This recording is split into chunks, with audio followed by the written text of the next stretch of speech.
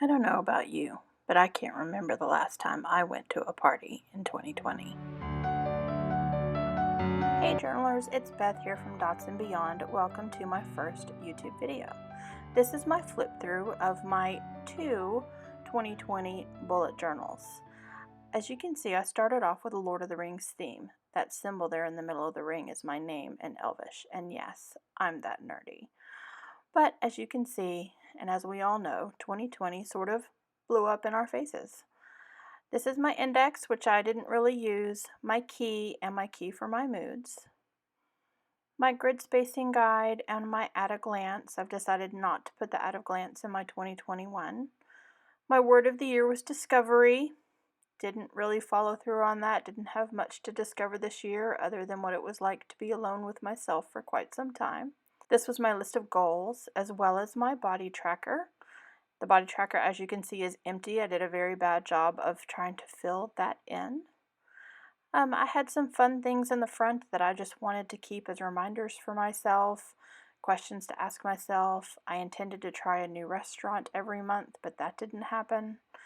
My wish list, my book list, as you can see, a lot of things went unfilled in. My future log for the entire year.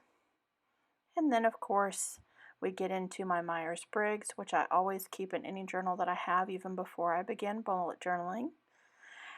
And I started a 20 and 20 list for every month. But here in the annual, I decided to put in an affirmations as well as a to-do list. Much of that also didn't get done. So I started off January in Hobbiton, where Lord of the Rings begins. And then moved forward. I'm not going to show you my weeklies in these because this bullet journal was personal and business as well. And there is some business information that I do need to keep private. I did start a sort of a weight loss journey, so there are some spreads in here that are very specifically related to that.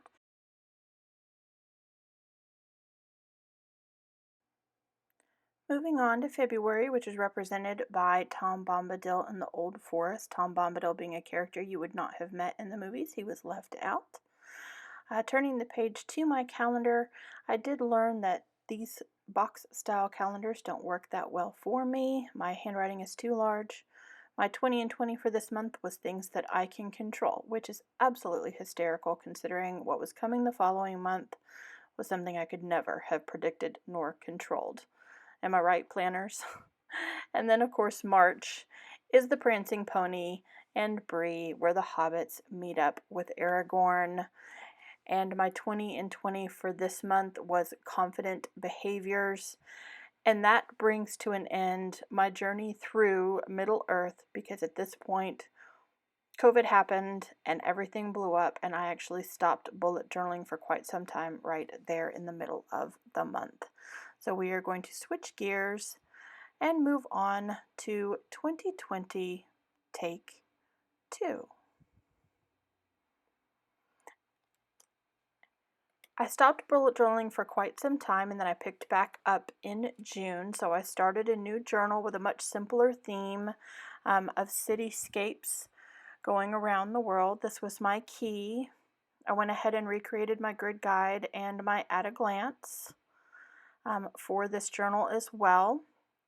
Again, my goals were pretty much the same as they were at the beginning of the year. I kept my word of the year as discovery as well.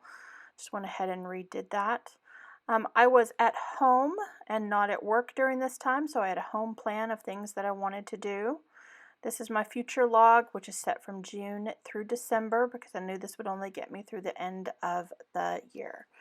I did start practicing mindfulness, which you will see on the right. I'm a terrible meditator, but I did find a podcast called Where Is My Mind by Niall Breslin, and I will link that for you below. It very much takes out the pretentiousness of meditation and mindfulness and actually made it achievable for me during this time when I was not at work. In fact, I was furloughed from my job for 6 months and at home trying to figure out what comes next.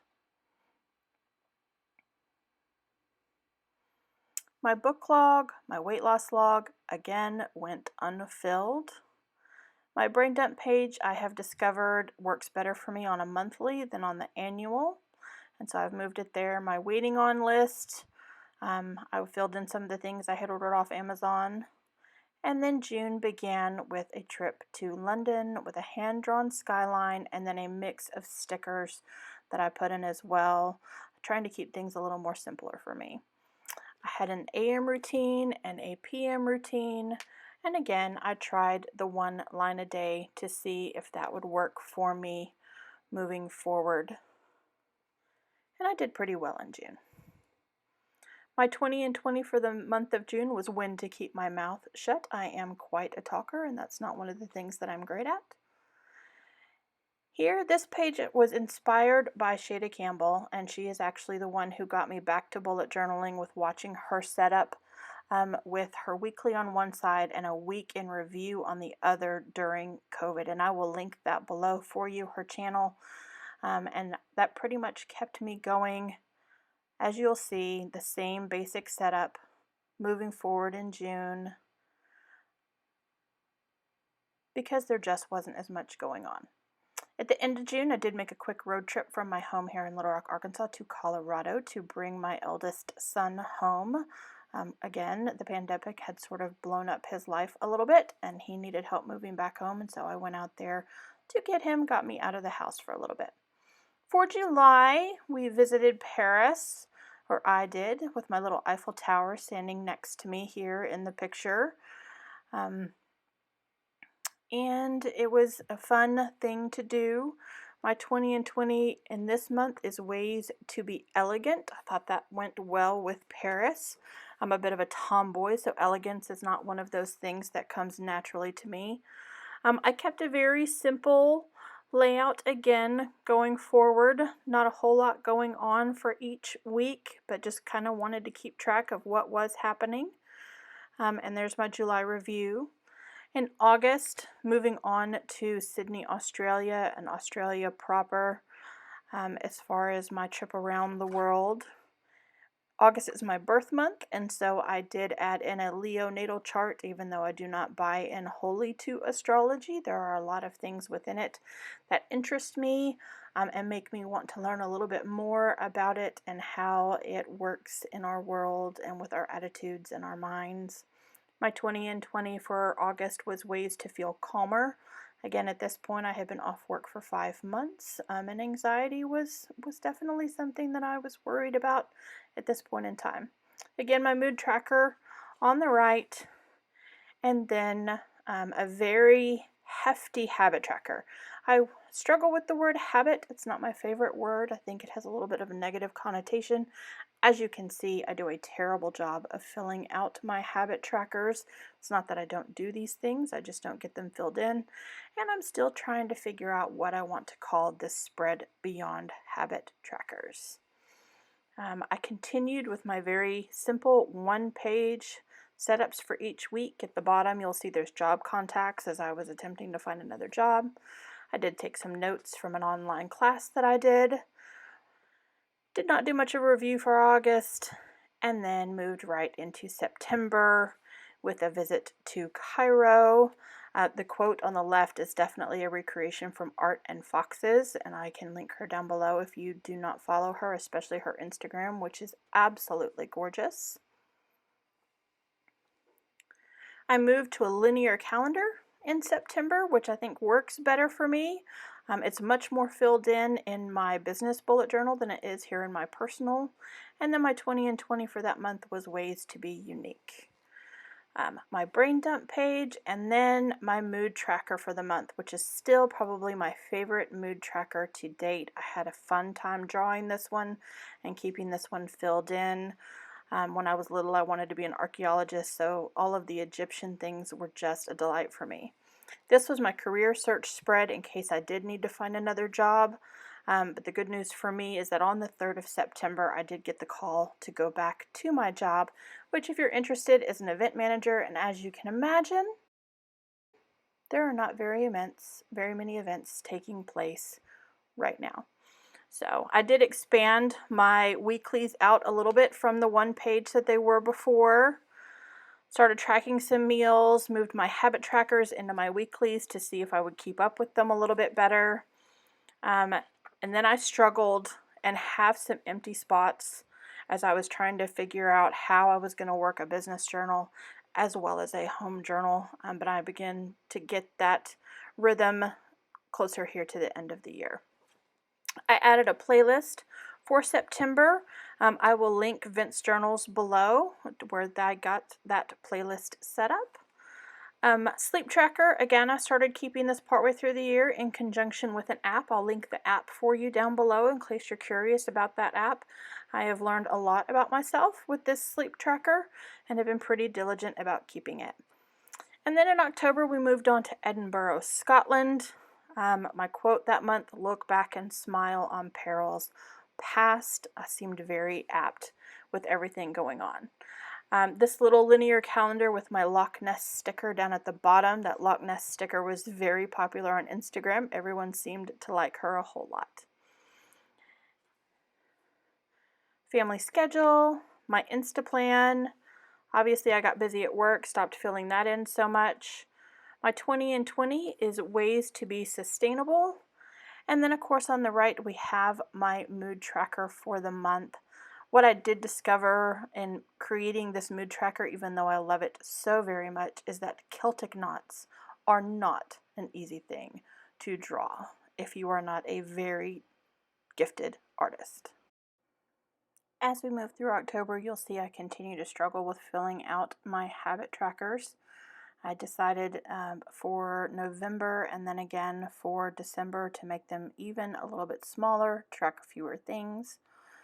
I did try a 1 word a day in this month as well as continue my sleep tracker. This page, I messed up everything underneath it.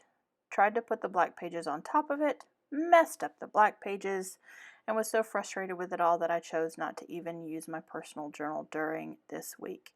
Proof positive that mistakes happen and you just move on. But you'll also notice that a lot of these days are blank for October. Again, trying to find the balance between a business journal and a personal journal. But I do maintain that I need to keep 2 of them separate. My playlist, my October review, and then moving on to November, where I was visiting India and is one of my favorite monthly spreads that I have done. I just absolutely enjoy the gold and the black in this particular theme for the month. My 20 in 20 for this month is ways to be more productive. And then I have this gorgeous habit tracker with the lotus flower for India as well. Mind map, I've moved away from the word brain dump. I don't particularly like that phrase. Mind map maybe works for me. You'll see that I change it again later on. I moved my habit trackers onto the same page with my sleep tracker, thinking maybe if I'm diligent about the one, I would be diligent about the other.